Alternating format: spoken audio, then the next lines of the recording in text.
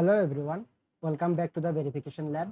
In this video, we are going to learn the most important Linux command for the point of view of design verification.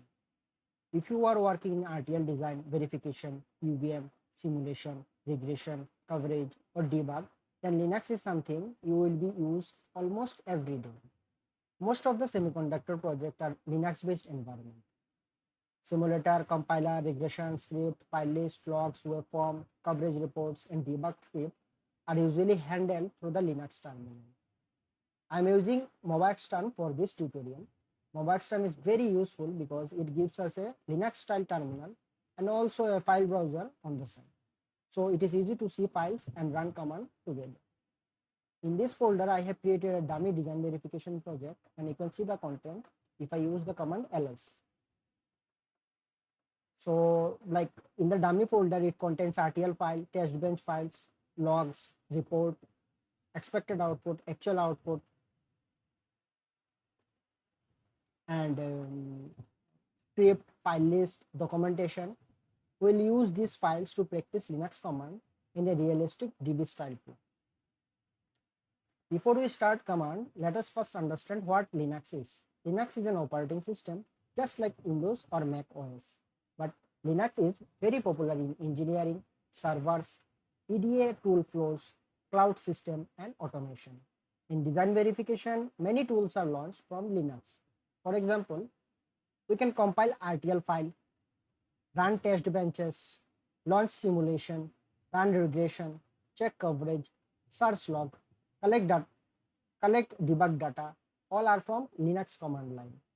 Linux is powerful because it allows us to control files, directories, processes, permissions, and script very quickly. For a DB engineer, Linux is not just a basic skill, it is a debugging skill. If you know Linux command well, you can move faster in a project, find failure quickly, and debug simulation issue more efficiently. Now, why Linux command matter in design verification? In design verification, we usually deal with many files. We may have hundreds of RTL file, UVM component, test file, sequence file, configuration file, file list, script, log, coverage, reports, and a regression output. If a regression fails, we do not want to open file manually. We want to quick search for an error, warning, or fatal messages, assertion failure, or a specific test name. For example, if I want to search important failure message in a simulation log, I can run command this.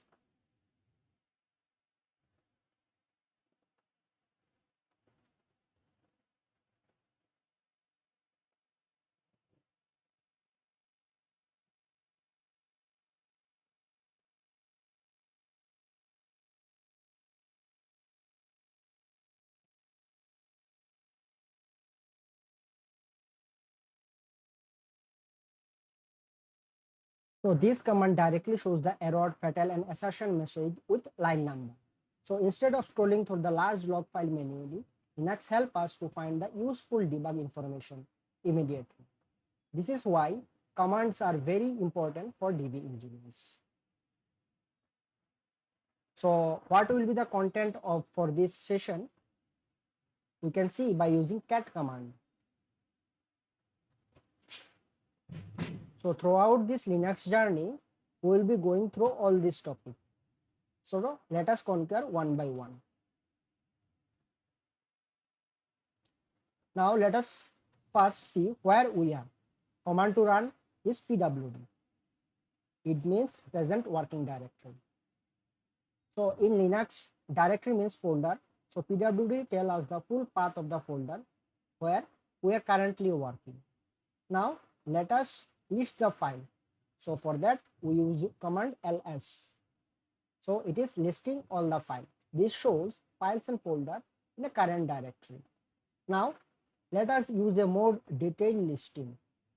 So we'll be using ls, we'll be using option L, A, and H, where L gives long listing, A shows the hidden file, and H give us the size in human readable format.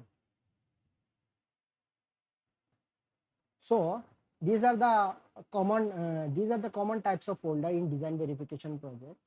And like if we want to see the directory whole structure, we can use a more sophisticated command, and it is known as tree.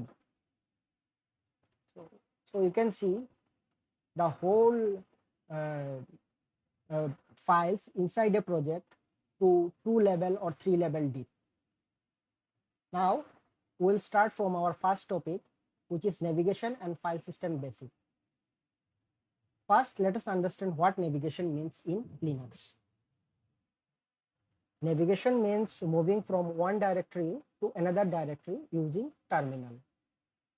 In Windows, we usually open folder by double clicking, but in Linux, we often move through folder using commands. File system basic means understanding where files and folder are present, what the current folder is, and how to list the content inside it. Now let us learn navigation commands. So as I have discussed pwd, I think you got to know it. It is one of the navigation command. Now we'll be moving for command cd. Cd stands for change directory. So I will move using cd rtl. So we have a folder known as rtl. So just if you write rt and use tab, it will come. Now press enter. So you can see we are under this rtl directory. If you want to see the content, just press ls. So by pressing ls, we can see the content of this rtl directory. Now you want to go one folder back. So you use to cd dot dot. So if you press enter, you will move one folder back. And again, if you want to see the content, press ls. Now let us move to the other directory. So cd and tb. So we are moving to the tb directory. Now we want to list. So we will use ls. So ls means listing. Now if you want to list the file in a long format, you will use ls minus l option. So you can see this is long listing. Another useful command is like cd and hyphen. So if you press, like you will go back to the, if you press this, like you will go to the previous directory. So this is useful when you are moving between the previous directory and the current directory. So this is the end of our first module. In the second module, like we will be discussing about file and directory management. So first, what is file and directory management? File management means creating, copying, moving, renaming, and deleting files. And directory management means doing the same operation with folder. So in a DB project, this is very useful because we often create run folder, copy logs, backup test file, rename debug output, and clean temporary file. Now let us learn files and directory management. So we'll create a temporary sandbox folder for this practice. And how to create the folder? I'll use the command mkdir. So it stands for make directory. And I will name my folder as sandbox. And I will press enter. Now I will see if it is created or not using ls. So you can see sandbox is created. Now I want to create a nested directory. So how I will be creating those things? Just I will use mkdir minus p. So this is the flag. So it is telling that it is creates a parent directory if not exist, and like we will be using the sandbox. Then we will create one folder, compile. Then inside the compile, we will create another folder name as run001. Now it has been created. Now let's say we want to create an empty file. So how will you do? You will write the command touch, and if you want to create inside the sandbox, we will use sandbox. We will give the name and we will give the extension. So it is a text file, so I will use .txt extension. So the touch command creates an empty file. If the file already exists, it updates the timestamp. So let me press enter. Okay, there is some mistake. Let me rectify it. Okay, now the command will work. Okay, so command has worked. Let us see the file has been created or not. We have to go to the sandbox.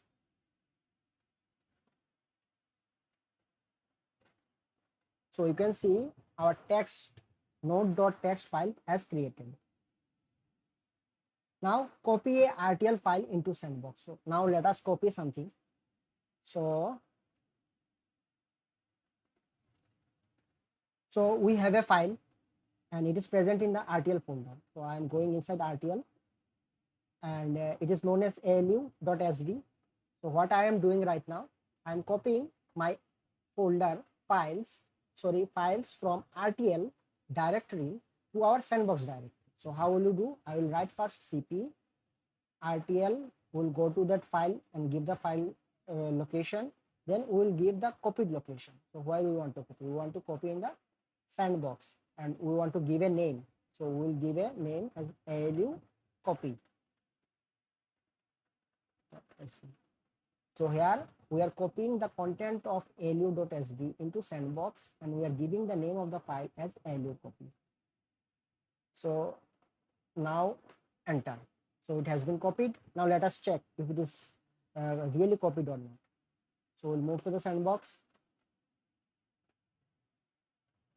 So you can see alu copy.sb is there. Now let us do something like see the content if it is really copied or not. So for seeing the content we will use cat. So you can see the content has successfully copied. So let me move to the our parent directory. So yeah, right now we are in the parent directory. Now like copy the tb directory. So now we want to, earlier we have copied only the file. Now we want to copy the folder. So how will you do it? So we will be using cp. Cp stand for copy minus r. So now it is not a file. Now it is a folder. So recursive. So you have to use the flag minus r. From tb directory we will be copying. So like tb will be copying and where we will be copying in the sandbox.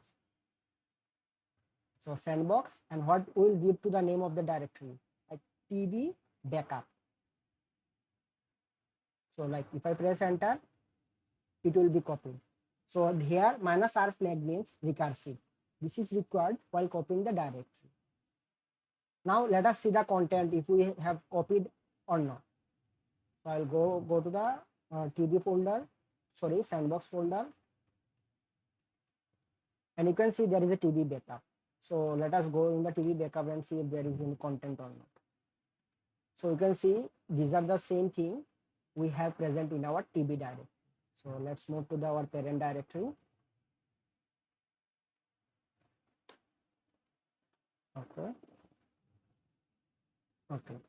Now let us do some removal. Now remove the files step 3, like how will you be using the commands. So let's say we want to remove the node.txt from the sandbox. So we'll be using rm. We'll be using some flag. So this flag is known as -i-i. So ask before deleting. So it is very safer because in Linux, if you delete something, you cannot like retrieve. It is not like recycle bin from Windows. So -i option will always ask for a permission. Now the folder I will be using the folder sandbox and node.txt. So let me write give a permission. Yes, let's see it will work or not. So it has been removed. Now let us check.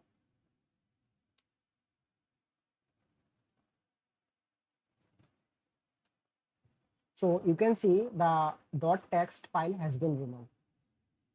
So till now we have completed 2 of our Linux module and the remaining we will be covering in our next session. So thank you for watching this video. Do like, share and subscribe verification link. Thank you.